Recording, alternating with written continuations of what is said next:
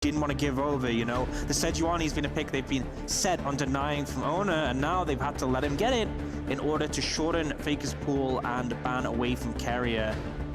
Now we do see them picking up the Ezreal. I think this duo, the Ezreal Corki, works really well with similar spikes to the same items, and they also secure that Leona for Mako, a big pick for him, so strong bot side there. They have given up those power picks in the top and jungle. And that Freljordian combo could come in here as well if they decide to lock away something like the Ashe. Even the Braum could be a consideration that we've seen Mako find a fair bit of success on, even though it's not necessarily our favorite pick for carrier. There are so many things that T1 can look towards. I think, what, Yasuo? That's it. I mean, that's Yasuo being hovered for now. Let's not count our chickens, shall we? Oh, it's locked in. It's locked in. It's locked in. Yasuo. That's just Yasuo. It's fine. You took away the Yone, but you can't stop Faker from locking the other in. And the Yasuo Sejuani synergy is quite strong. The Lovers duo have fallen in priority over the years, but still very, very scary. I mean, I think everybody who watches the LCK remembers that T1 KT losers final where Guma played the Xayah and absolutely popped off. In big games, when he has a draft that supports it, he looks fantastic on this pick. They have insane range, and you only get one Rumble ultimate. This setup here for T1's engages, yes, you've got the knockups for the Yasuo, but it's extremely conditional. You lose map control against his Ivern, he starts putting brushes up, it gets a lot harder to play this comp as T1. I think it's a great comp, I think it works out in isolation, but extremely risky. Bringing out a more niche pick. Well, now it's time to get in. You can hear fans in the Kidia Arena looking forward to who's going to pick this one up. I can hear some desperation from the cries here. We'll see whether it's going to be T1 taking this or whether it's Top Esports as the players make their way out onto the Rift here for game number 4. Match point for T1 here at EWC. Top Esports wanting to bring us to game 5. As there goes the blue buff. Tien possibly out of position though as Carrier is going to move on over first. Gumayusi and Jakilov are fighting.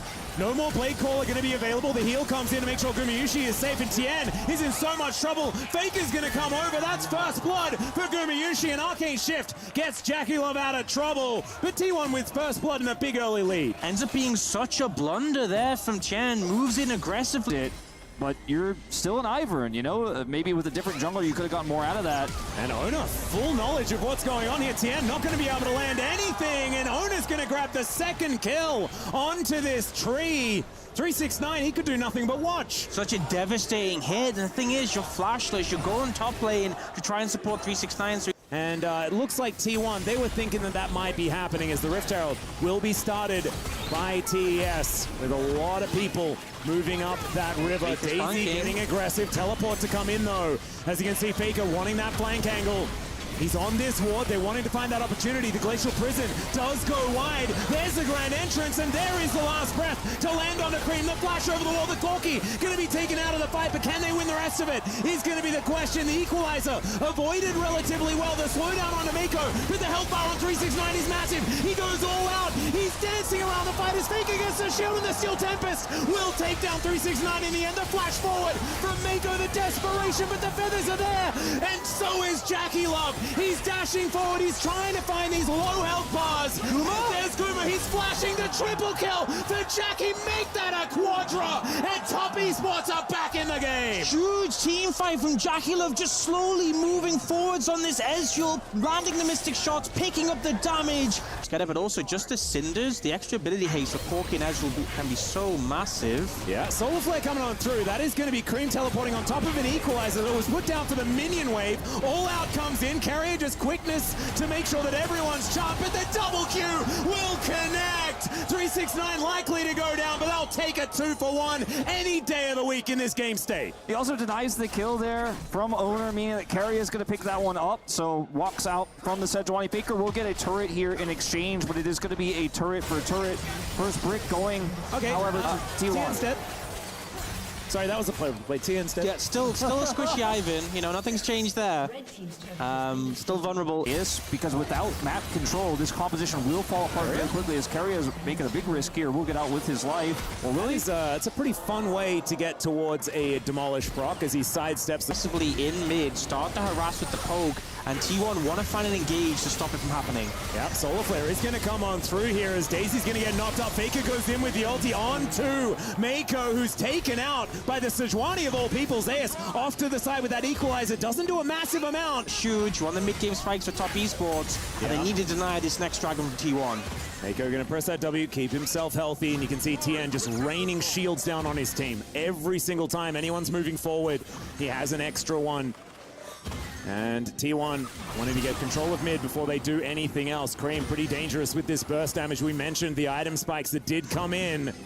Zeus on a flank angle is looking pretty scary as well. If they can get behind the tree line, so to speak, that's Tien's going to put up. This could be big, and there it is! Tien already taking so much damage, the redemption comes down, but it doesn't let Jackie up! He dies in the blink of an eye! They traded for the Rumble though, 369 still trying to get out of there as Gumayushi trying to chase through, and Faker is able to clear up the rest of them. They didn't even need the Xayah in the fight as it turns out, as Cream is going to die. Gumayushi comes in, some casual down, and Jackie Love, he wants Arcane Shift over, he needs to, but he's still dead. Faker is going to put his sword into him. And T1, they're still pushing forward. They've got a Baron now as well. There's not a whole lot of minions. They've got some Void Mites hanging around. And yeah, backdoor bonus is not going to be removed by those guys. And T1 need to corral this minion wave, but once they get it here, this 7,000 gold lead is going to be further pushed. It's only 1,600 on the Baron play so far. As okay, that's an aggressive move as Keria once again taking matters into his own hands. Doesn't even go down as they've taken one for now. This might be an opportunity though. They all out, but Ona, he is out. He's just going to walk away from it. The frontliners just kind of limping after that, but that's all they need to do. As T1's push is at least going to be stopped. Featherstorm, and Gumayushi just throws the feathers at him and he dies. Gets himself out, getting the information here, but Top Esports immediately remove those wards.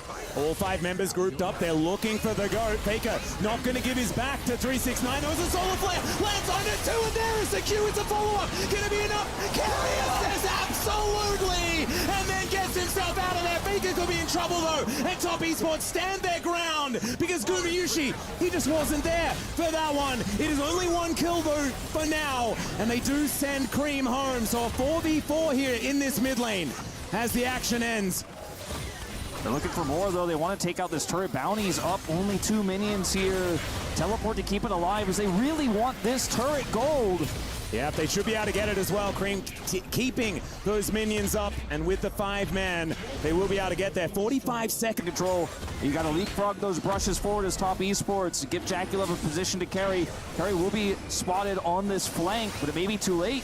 Yeah, Gumayushi out of vision. Keria is going to walk over that controller as this dragon is going down low. The ulti is going to go wide there from Ona though, as you can see 369 looking to keep Keria out. There's the Infernal Soul though, and the equalizer is phenomenal. The grand entrance from Keria once again as Faker is going to flash on top of TN. The all-out comes through from 369, but he's just dead because now there's a Xayah in the fight. It's a clean ace, and T1 are looking to take their last nexus of EWC. The team fighting is excellent. The target selection is supreme. T1 have ramped up over the tournament and are looking to end this game. Such a great flank from Keria spotted, but this team is in position to follow up. No one can punish him.